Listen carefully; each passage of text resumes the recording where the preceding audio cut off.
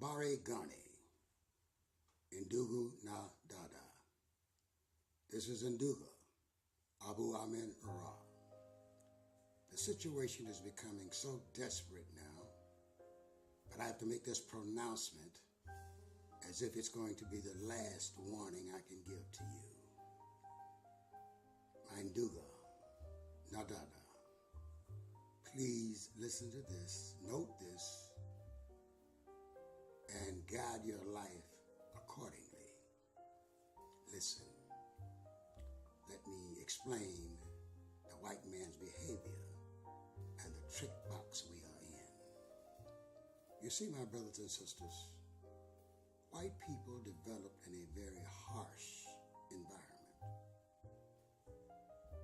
The interglacial ice periods, the last two, they evolved out of the manner in which was taken for them to survive. They had to take in order to eat. They had to kill in order to eat. They had to survive. That was the first objective in their logical thinking. We must survive. And we must survive utilizing any and all tools at our disposal. Okay, my brothers and sisters, racism is a constituent part of his system of needing the other and destroying the other so that he or she may survive. See, they have to do or die. There's no middle road for them. It's a harsh decision. Either yes or no to starvation and death, or yes and no to Valhalla. Listen, my brothers and sisters, we are in exactly the same condition as this ex-caveman is. And that condition is, we are the exploited.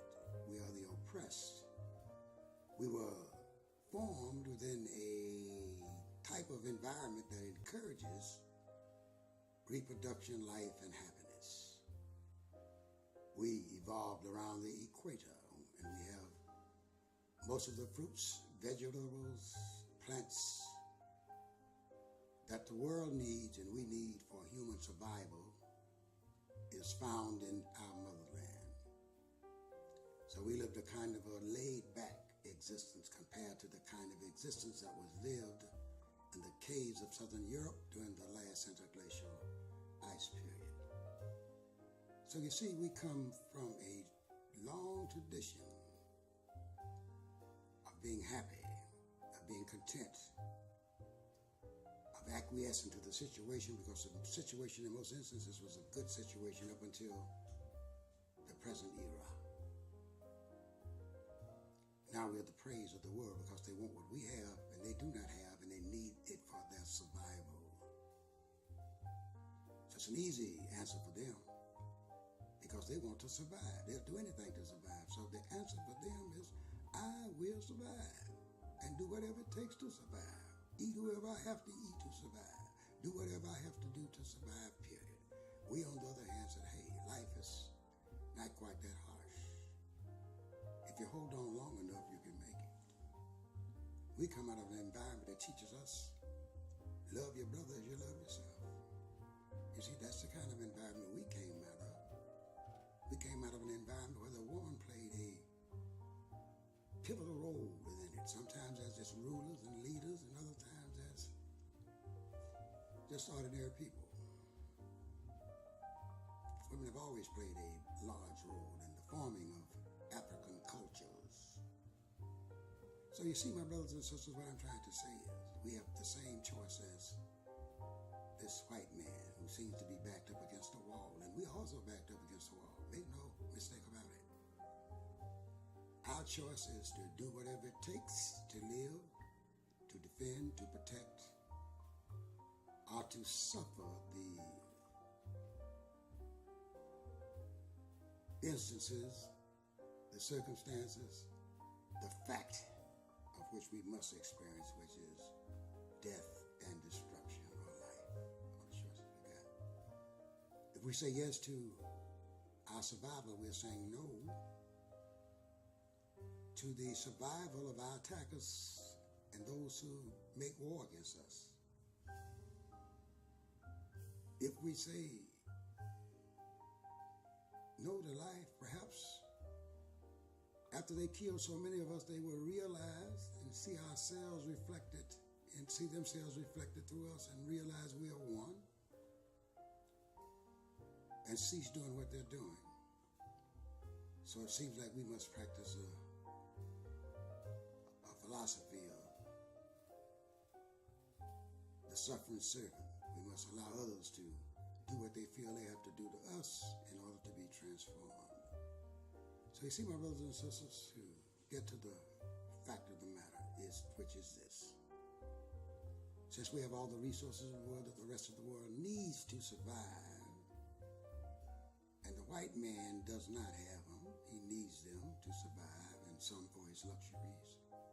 Just as the Arab needs us and our resources to survive because they have nothing but dates, an occasional oasis, and their camels with whom to amuse themselves. So they both are struggling to control the resources of Mother Africa. That's what it's all about. And we must be about the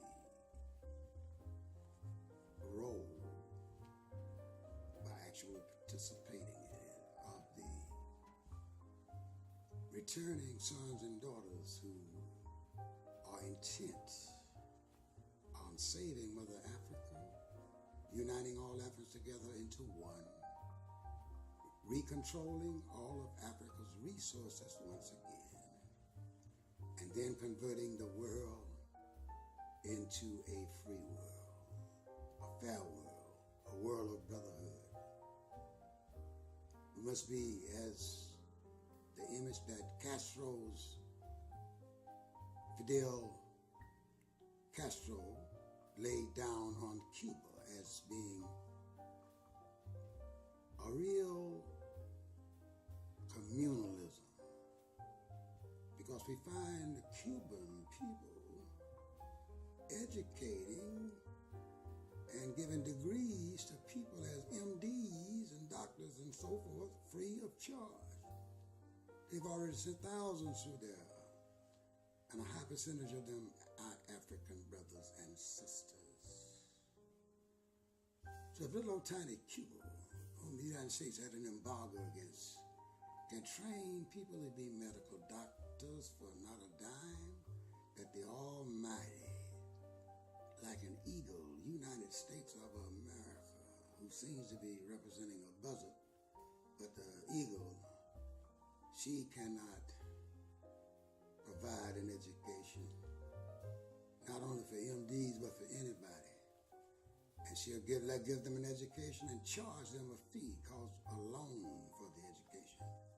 And when the person get out, there's no employment for the person, and they are in debt to the United States until they die, up in the tens of thousands of dollars for an education in which they prepare for a job that they never received. You see, the United States government, or the Western world governments, the governments of the white man, are similar. They need prey to survive on, prey to make profits from, so that they can fatten themselves up, prey so that they can blame their shortcomings on them and thus be free of a condemning conscience. You see, my brothers and sisters, we must come to reality and wake up. They are not for us. They can't be for us and for themselves. And that is the first law of nature that they are obeying. The one called self-preservation. Now, the only thing missing in this equation is, since they are utilizing us